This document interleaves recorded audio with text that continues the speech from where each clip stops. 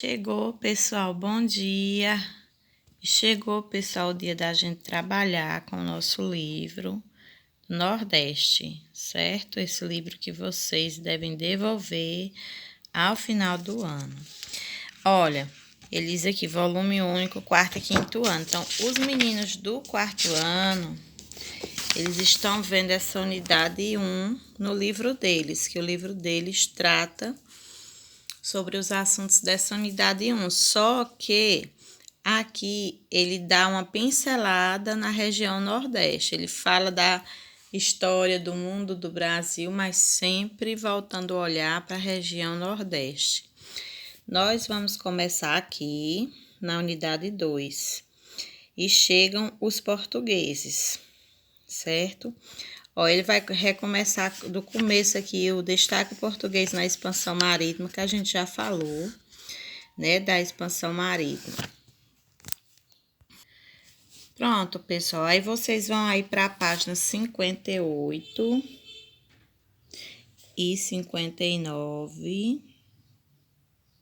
certo? E vão deixar o livro aberto assim, dessa forma, nessas duas páginas.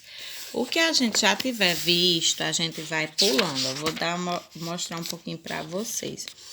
Que ele vai falar do porto, de onde eles saíam de Portugal para vir para cá, dos vários tipos de embarcação. Aqui, como ele sempre está trazendo para o Nordeste, ele vai comparar a caravela com a jangada. Isso aqui, pessoal, é sobre as especiarias. Essa página 64 a gente já vai pular, porque a gente já viu. Ó, porque os portugueses se destacaram nas navegações. Aí vai falar aqui, ó, em Portugal e a expansão marítima, vai falar aquilo que eu já falei para vocês, ó, sobre o Dom Fernando, o Dom João, né, que era o filho bastardo do Dom Fernando, a dinastia de Aves, vai falar aqui, né, do nascimento de Portugal. Aí, ó, vai falar sobre o Tratado de Tordesilhas,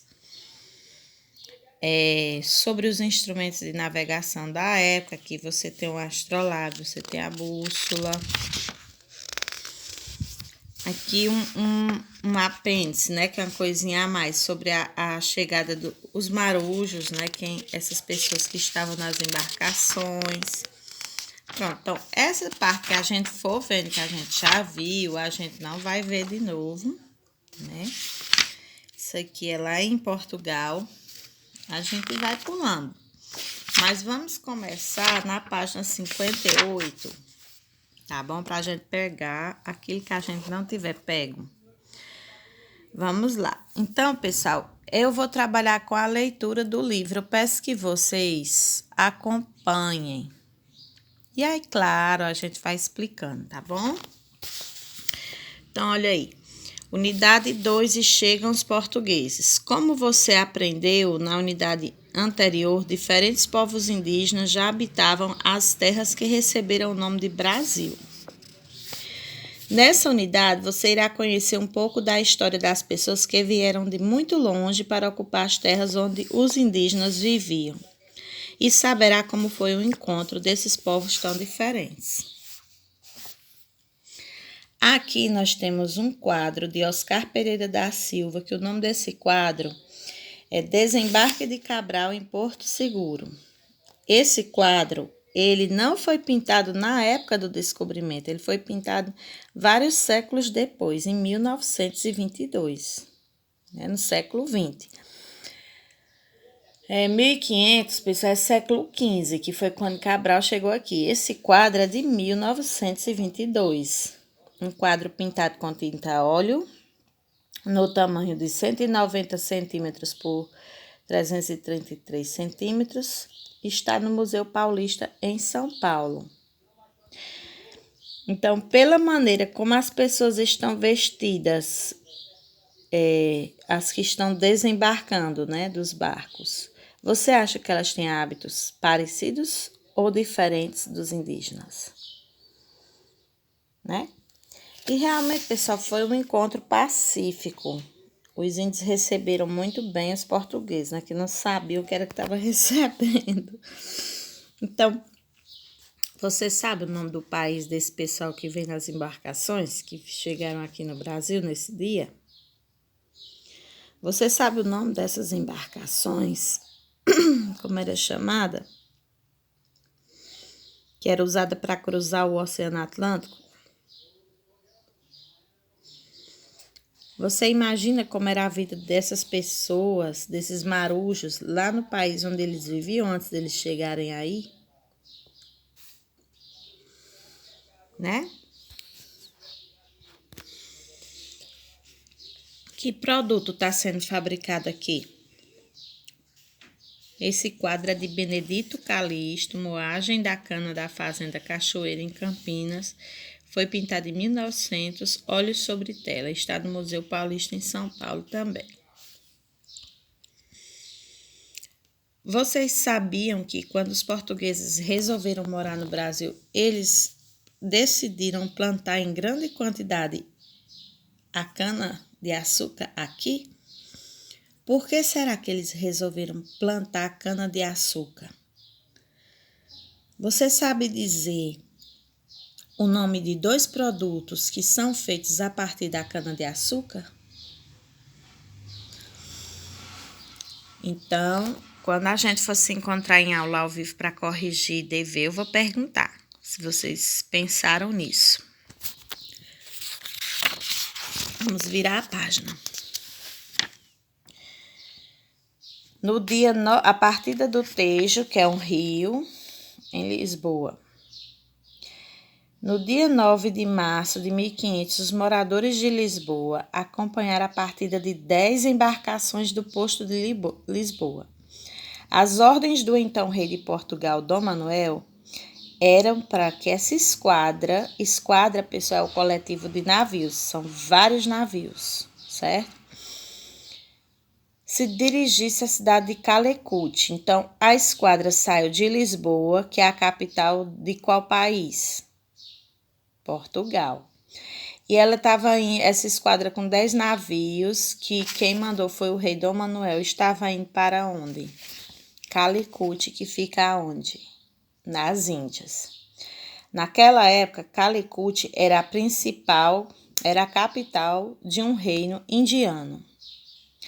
Alguns meses antes, a cidade já havia sido visitada por Vasco da Gama, que não conseguiu firmar acordo comercial com o governante local. Vocês lembram que primeiro foi o Bartolomeu Dias, mas ele só conseguiu chegar no Cabo da Boa Esperança. Depois foi o Vasco da Gama, que chegou lá, mas não conseguiu estabelecer acordo comercial com o governante desse reino de Cali, que a capital era Calicut. E por isso Dom Manuel resolveu encarregar o capitão Pedro Álvares Cabral para estabelecer novo contato com as autoridades locais indianas. E tá aqui, ó, ele diz, ó, esquadra, frota de navios e outras embarcações. Então, tá aqui, parte da esquadra comandada por Pedro Álvares Cabral era composta por 10 naus e 3 navios pequenos, também chamados caravelas. Então, vamos lá, ó, nau, esses navios são esses navios maiores, mais pesados, todos esses navios, certo? E as caravelas são menorzinhas, ok? Por que é importante ter as caravelas? Porque elas conseguem, vamos dizer assim, como se fosse carro, estacionar melhor na praia, entrar em lugares que tem rochas na praia. Já uma nau, ela é muito pesada, se ela for chegar na praia, ela vai ficar enterrada lá. Então, a nau ela só pode chegar perto de um porto onde tem água profunda para ela não ficar atolada, entendeu? A caravela ela já chega bem mais perto. Se você olhar aqui na pintura anterior, a caravela ela tá bem próxima da praia. Da caravela eles já colocam os botes, né? E as naus, elas levavam mantimentos e suprimentos para a viagem. E as caravelas já eram usadas mesmo para fazer a expedição, chegar realmente na terra, sabe? Ou no caso, se fosse uma guerra, fazer os ataques. Então, tá aí. Isso aqui está em Portugal, esse documentozinho. Então, o português João de Barros escreveu o seguinte sobre a partida da esquadra portuguesa do Rio Tejo. Quando essa esquadra de Cabral saiu de Portugal, ele escreveu isso aqui, ó. Pedro Álvares Cabral era, na verdade, o chefe militar da missão. O comando técnico da frota era entregue a homens como Pedro Escolar. Vou tossir, viu? Como Pedro Escolar, um dos afamados pilotos de sua época. Contando também com a experiência dos irmãos Dias e Nicolau Coelho. Esses homens eram responsáveis pelo rumo e pelas singraduras da armada. A armada é como eles chamavam também a frota de navios que compõe a força naval de um estado. No caso, o estado era Portugal, né? Que aqui é estado no sentido de nação, de país. As armadas eram usadas nas guerras e na defesa dos territórios contra invasões estrangeiras por mar. E singradura era a rota que o navio à vela faria por o espaço de um dia. O caminho que ele percorre nesse espaço de tempo. Então, eles eram responsáveis pela rota que o navio ia ter todos os dias, né? O imediato, o contramestre e o guarda. Esses três principais senhores do destino da embarcação comandavam com o som de seus apitos o trabalho de 60 marinheiros, a maioria dos quais eram profissionais instruídos e respeitados. Lembre que em Portugal, pessoal, tinha a escola de navegação, né? A escola de Sagres. Todos eram auxiliados por grumetes, que eram garotos que exerciam as tarefas mais pesadas e em quem todos mandavam frequentemente com brutalidade. A bordo havia também uma multidão de artesãos, carpinteiros, calafates e tanoeiros, indispensáveis ao sucesso da viagem. De mulheres nem sinal, mais do que por sua suposta fraqueza ou pela tentação que poderiam representar, elas eram indesejáveis por superstição. Então, eles achavam que se levasse mulher, a embarcação poderia vir a naufragar. Aí, o sucesso dessa viagem, pessoal, dependeu só de Portugal, segundo o texto. Quem era que fazia as tarefas mais pesadas a bordo do navio? Como essas pessoas que faziam as tarefas mais pesadas eram tratadas? Por que será que as mulheres eram indesejáveis por superstição? A caravela portuguesa originou-se de uma pequena embarcação árabe chamada Caribe, Carrevo ou Caravá, em castelhano, que é a língua falada pelos espanhóis e que depois foi levada para os territórios que eles habitaram. Chama castelhano, quer dizer que o espanhol já vem do castelhano. O castelhano chama assim por causa do reino de Castela, de onde se espalhou para o resto do território espanhol.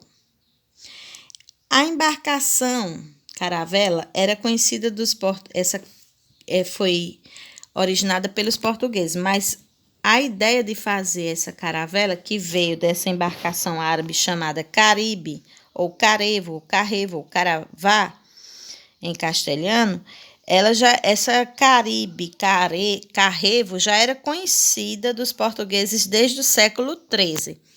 Quer dizer, eles aprimoraram essa embarcação e inventaram a caravela. Melhoraram, né?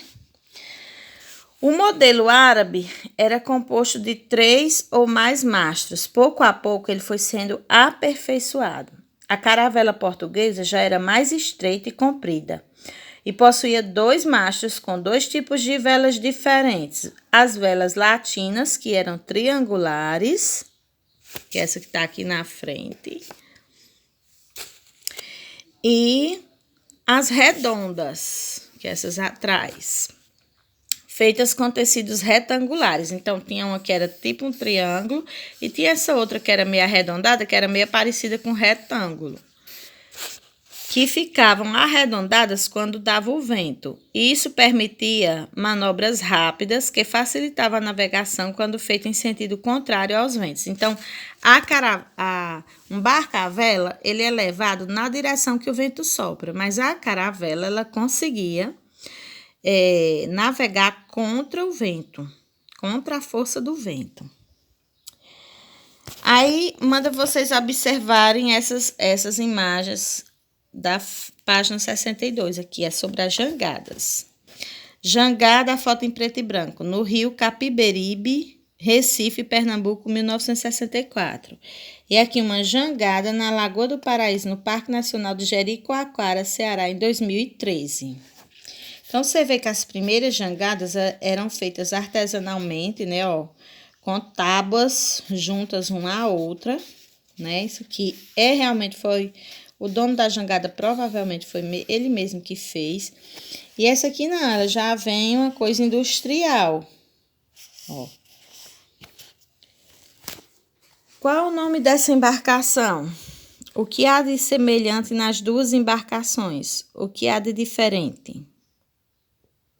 Embarcação movida à vela no Nordeste da atualidade, a jangada. Possivelmente usada pelos habitantes das Índias Orientais durante as grandes navegações, a jangada foi trazida para o Brasil pelos portugueses. Minha jangada vai sair pro mar, vou trabalhar, meu bem-querer. Foi muito utilizada desde então, principalmente pelos pescadores do Nordeste. Atualmente, o conhecimento da construção desse tipo de embarcação artesanal está desaparecendo, embora ainda haja colônias de pescadores, sobretudo no litoral dos estados do Ceará e do Rio Grande do Norte, onde ainda são feitas. Praticamente não se constrói mais a jangada tradicional, com troncos de madeira de flutuação, as chamadas jangadas de troncos. As jangadas atuais são feitas em pranchas de madeira industrializada ou utilizando instrumentos de corte mecanizado, quer dizer, feito com cortado com máquina. As jangadas de tábuas. O viajante americano Daniel Kinder, que viveu no Brasil de 1837 a 1839, escreveu a respeito desse meio de transporte. Nada mais é ela, de fato, que uma espécie de estrado flutuante, feito de toras rústicas de certa madeira que chamam pau de jangada. Troncos de cerca de 15 centímetros de diâmetro são retilíneos e uniformes quão possível. Devidamente despidos de sua casca, eles afilados em ambas as extremidades para melhor cortar a água, e presos uns aos outros por 3 ordens de cavilhas, no sentido transversal. No geral, o número de toras que formam a jangada é de 6. Daniel Kinder, Reminiscências de Viagens e Permanências nas Províncias do Norte do Brasil, Belo Horizonte, Itatiaia, 1980, página 127. Qual é a diferença entre a maneira como a jangada era construída antigamente para a forma atual? Vocês acham que essa maneira de construir modificou? Como? Pronto, então essa parte aqui todinha que a gente já viu da página 64, 65, 66, 67... 68, 69, nós vamos pular. E aí, nós vamos para o capítulo 2, a chegada dos primeiros portugueses. Então, como você estudou no capítulo anterior, o principal motivo da viagem de Pedro Álvares Cabral e sua tripulação não era chegar às terras que seriam Brasil. Eles estavam com o objetivo de ir para onde? Para Calicut e nas Índias. E eu observei, pessoal, que esses vídeos, quando ele é muito comprido, dá muito trabalho para carregar. Então, eu vou parar o vídeo e vou fazer a parte 2 separada, tá bom? Até daqui a pouco.